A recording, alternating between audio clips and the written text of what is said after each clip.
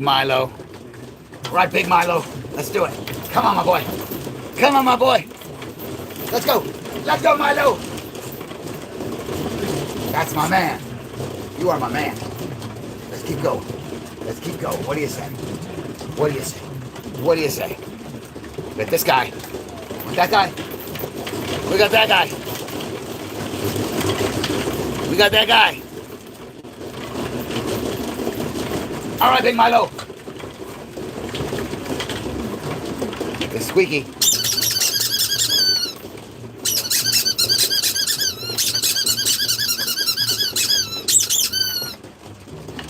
All right, big man. What about the duck?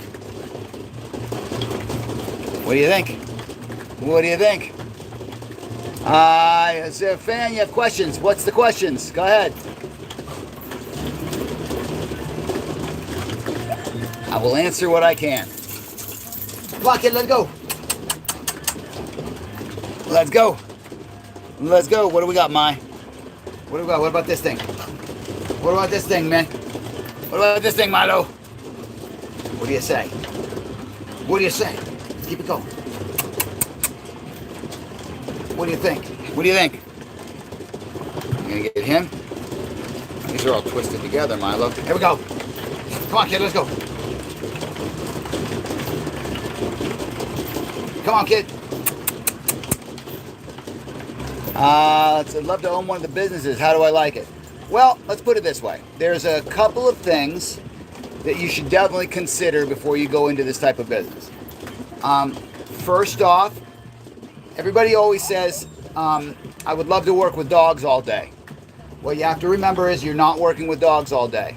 More than half of your day, you're driving a van.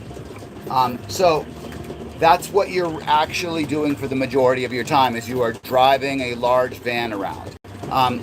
So if you don't have nobody really likes driving like that, but if you don't have a serious, like enough stamina to do, 9 hours a day of driving, being on the road, fighting traffic, then really you're gonna hate it. That's the least favorite part of this job for me, is the driving. I don't like the driving. I like the working with the dogs, but the driving itself is very tedious for me. So that's definitely an issue. Another issue, as far as things that you have to consider, is that if you don't have a significant amount of experience, not only working with dogs, but working with dogs in this environment on this kind of equipment, you're probably not going to do very well. And what I would suggest is looking up, there are about 50 or so dog gyms nationwide, and actually all over the world. They're in Canada and England and places like that, Australia. There are only 2 or 3 that are actually successfully doing this. Us, Arizona, and maybe 1 or 2 others. All the rest of them are kind of failing miserably and can't get any clients because basically they can't figure out ways to continually get the dogs to run. This is all about the health and well-being of the dog, and in order for that to happen, you have to figure out ways to continually motivate the dog. Every dog is going to be different. So without experience on how to actually continually motivate the dog to move, the dogs aren't going to get a good workout, and eventually what's going to end up happening is that the customers are just going to say, no, I'm not into this anymore. There's no real reason for this to happen. That is what's happening at the majority of those dog gyms. And we can, we've been watching them for a year now as they pop up and then close down. A whole bunch of them that started like within the last year have already closed. And it's usually for 2 reasons. One, because they can't figure out how to actually make this into exercise for dogs. They stand there, they get on their phone and sit in the van while the dog basically stands there, and the customers don't see any value in it. Secondly, they can't figure out how to get new customers, because one of the things that you absolutely have to have in mind when you're doing this is that you have to be very, very, very good at marketing. Because people are not just going to call you. There's a very limited amount of people out there that know what this is. The majority of them think that you're either a dog walker or a dog groomer.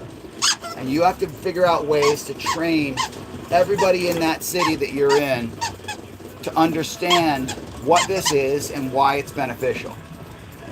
There is nobody who is going to call you and just say, oh yeah, by the way, I found you on Google, and I want to book your services. Nearly every customer that we've ever gotten has been a discussion between us and them via different marketing methods. Our secret sauce to being successful doing this is because we also own an advertising agency. A lot of people don't realize that we have several businesses, and one of them is a marketing agency that's been in business for almost 20 years. So we have been able to do our own marketing very effectively. If you aren't very, very good at marketing, you're going to end up with 1 or 2 customers, a week.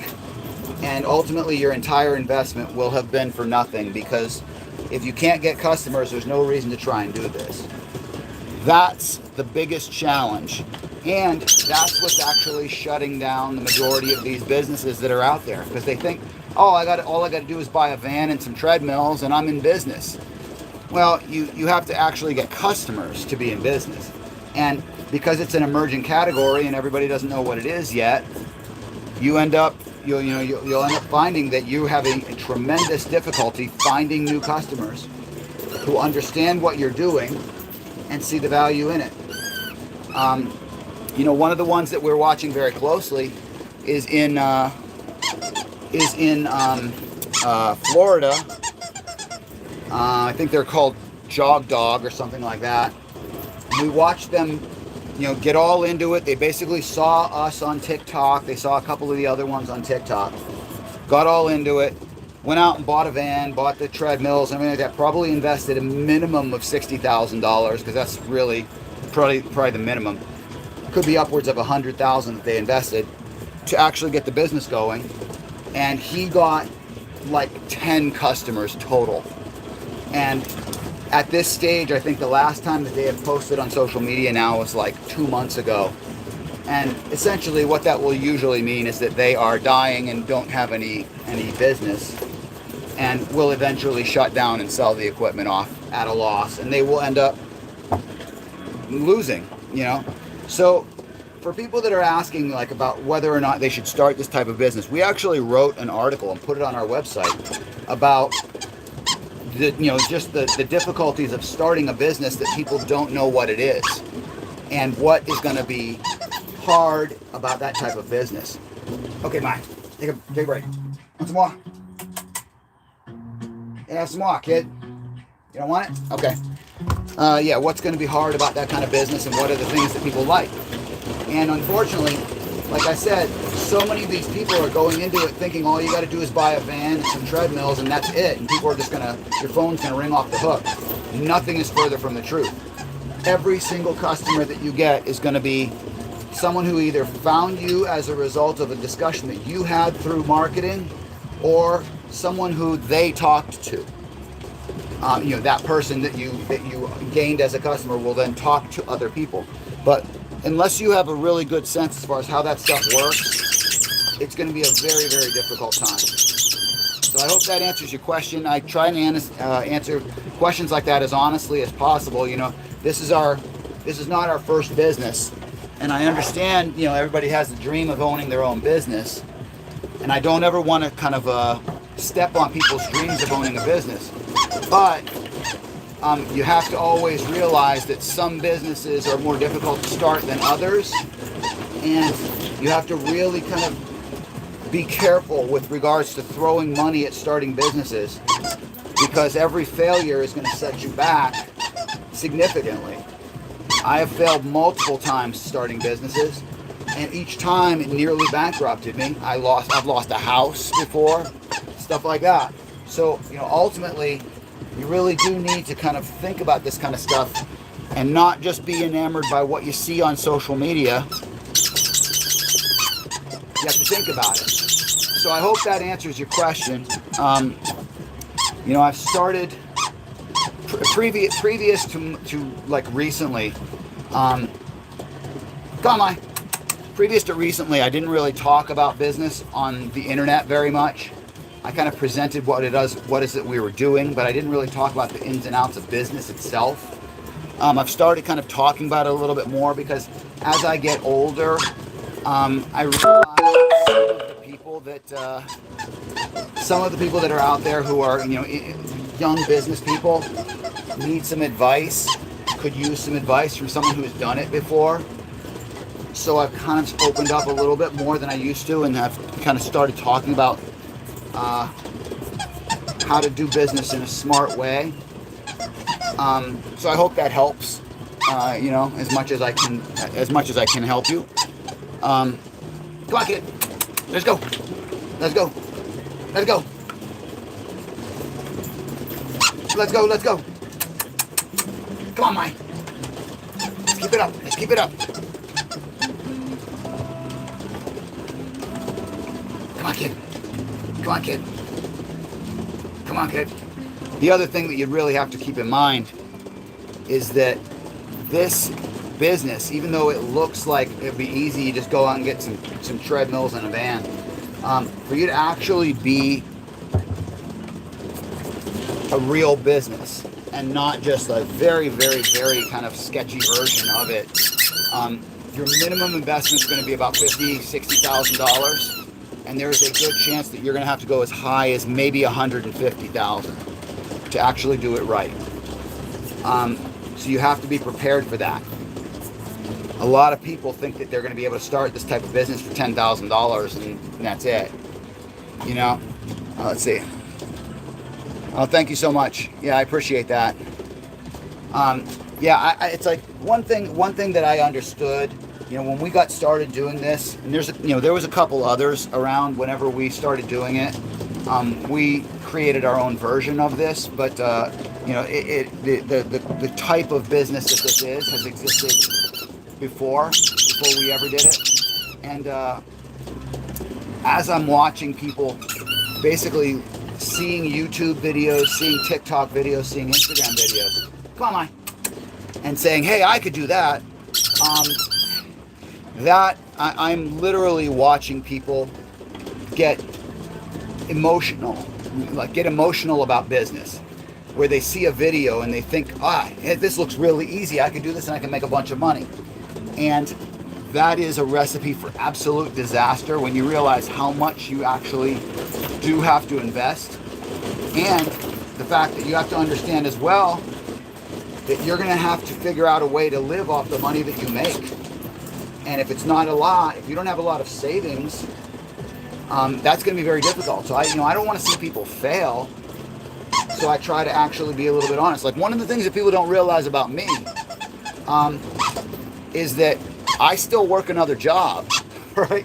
I have two jobs. I also work in our marketing agency full time.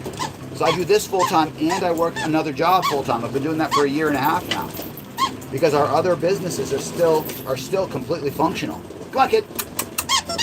So I've been working upwards of 80, 90 hours a week for the last almost 2 years, 6 days a week. No, I get Sundays off, but that's about it. And I don't really take Sundays off because Sundays are then spent doing things for the businesses. So, that is yet another thing to consider, that without my other business providing enough money for me to live on while I was building this, we would have starved to death, because when you open the business up and you go, okay, hey, our phone is on, we're waiting for people to call, and then 7 months goes by and you've got 3 people have called you, do you have enough money to eat? Have you saved enough money to eat while you are building that business up and while you're building that client list up? I've been doing this for almost 2 years now, and we're only now at the point of having this van be pretty much fully booked. So we're expanding, but it's not like it's been overnight. And without enough savings to have lived off of the entire time, and without my other business supporting me while I was doing this, I never would have been able to do it. Come on, kid. So I don't want to be like a downer for you, and I don't want to put anybody's dreams of owning their own business I don't want to talk badly about it, but my advice to everyone who's like thinking of starting any kind of business is be very, very careful when you're doing it, when you're investing money in it, into things that are going to be very difficult to recover from if it doesn't succeed. For example, if it was to go out of business, yeah, you could sell the van, you'll sell it at a loss because now it smells like dogs and has dog hair in it and stuff like that. You're not going to be able to sell it for what you bought it for. And two, this equipment right here, you're not going to be able to sell that very well. It's not going to happen. It's so specialized that it's not going to be very easy to sell. As an example, there is a dog gym in Hollywood. You can look them up. They're still around right now. But there's a dog gym in Hollywood, in Los Angeles, that started right around the same time we did. And about 4 months ago, they contacted us to ask if we wanted to buy them to start the business in LA. We said we're not ready to start in LA, and they said, well, would you like to just buy the equipment because we know that you're going to be expanding. And at that point, we were like, how much do you want for it? And these treadmills, they wanted essentially the price that they paid for them, and I told them absolutely not. I'll give you a quarter of the price because they're used, and I can buy these for that, the price that you're asking. I can buy them brand new. So why would I do that? And I told them that I would give them, they said that they had paid, I think, $40,000 for an old van. And I told them, no, I'll give you 20 for it.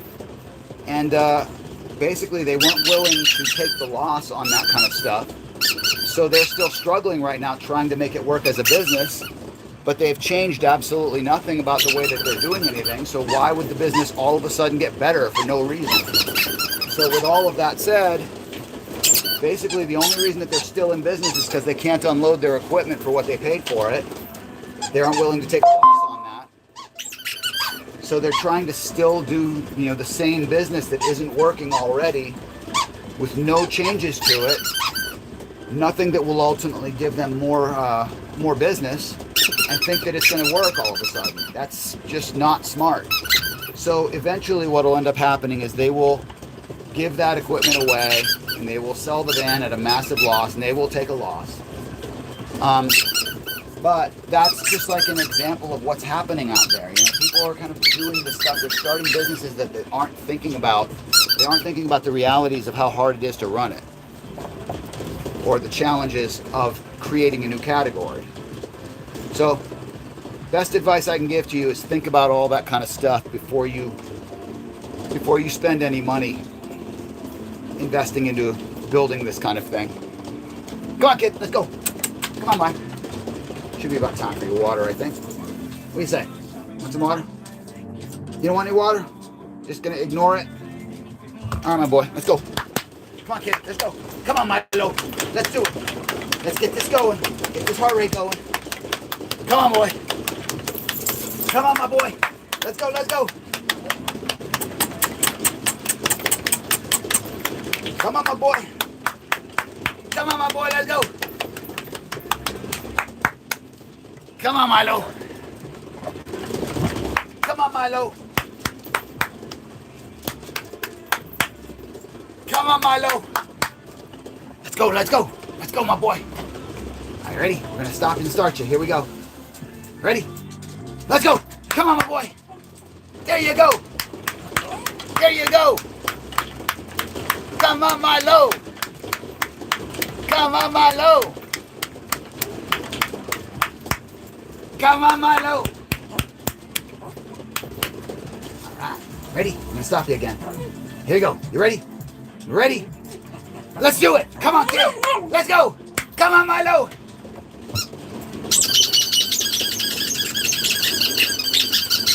We're doing it, Mai. We're doing it, Mai. You ready for the man? Ready to get the man? Let's go. Let's get that man. Let's get that man. Come on, my guy. Keep it up. Keep it up. What about that? What about that? Come on, Milo. Let's go. Get it. Get it. Get him, Milo. Come on, kid.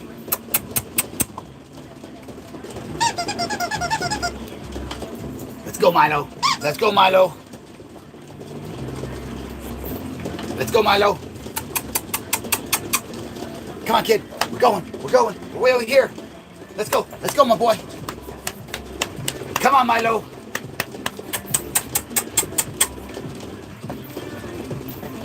Get the ball. Get this ball. Ready. Let's do it. Come on, my boy.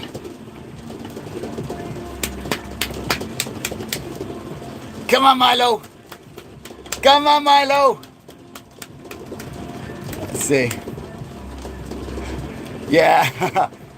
Yeah, like, one of the things about being local, I wish we were able to be national, like, so that we could be in every city and we could, like, help everybody's dogs.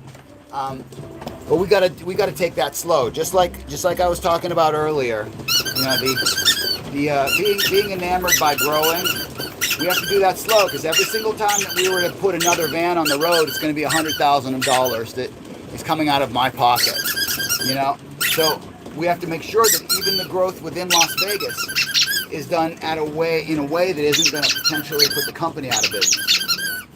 So we're always kind of like, yeah, we wish we could grow faster, but we can't, All right, kid. Let's go. Let's go, kid. Let's pick that up. All right, my boy. Let's go. Let's get this going. Come on, Milo. Let's go. Let's go. Come on, my man. Let's go.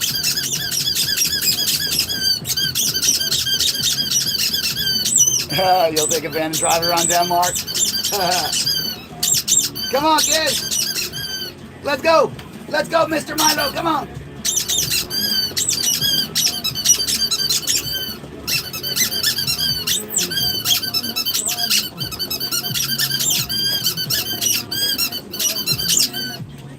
Come on, kid. What else we got? Let's get this. Let's get it.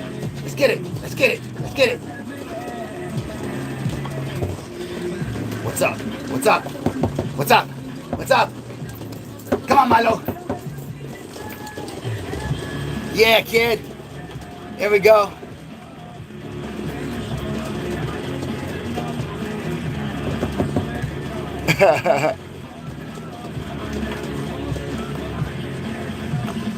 Run Dog started live.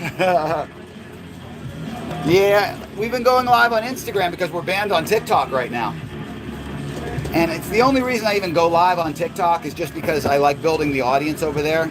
I like the chaos of it. But TikTok doesn't actually do all that well as far as getting us new customers. So even though there's a lot more people over there and it's fun, it doesn't actually work very well for getting new customers. Come on, kid, let's go. What do we got, my boy? What do we got? Get it. Come on, man. 4 minutes. 4 more minutes. 4 more minutes. Come on, my boy. Let's go.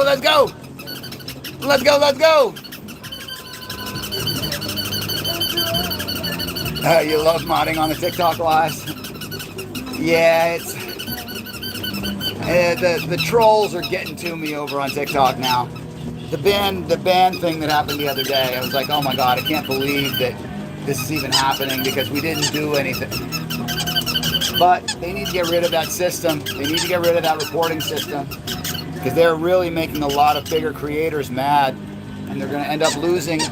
They're going to end up losing their best creators because of things like that. Come on, kid.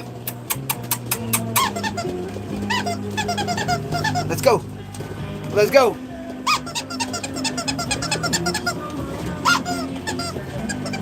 Yeah, they said it was for bullying, which is hilarious because, like, I wasn't even talking when it happened.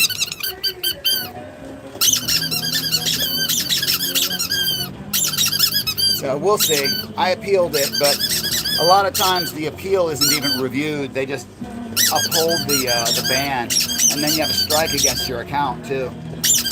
So, which sucks because it's like as long as we have taken to build that account, you know, a couple of strikes against you, and then all of a sudden you don't get any views anymore. Come on, kid, let's go. 2 minutes, Milo, 2 minutes. What are we doing? What are we doing, kid? Let's go. Let's go, my boy. Come on, mine. Let's go. Come on, kid. Come on, my boy. Come on, my boy. Let's go. Let's go, let's go. Let's go. Which one are you looking for? The monkey? Is it? Is it? Is it?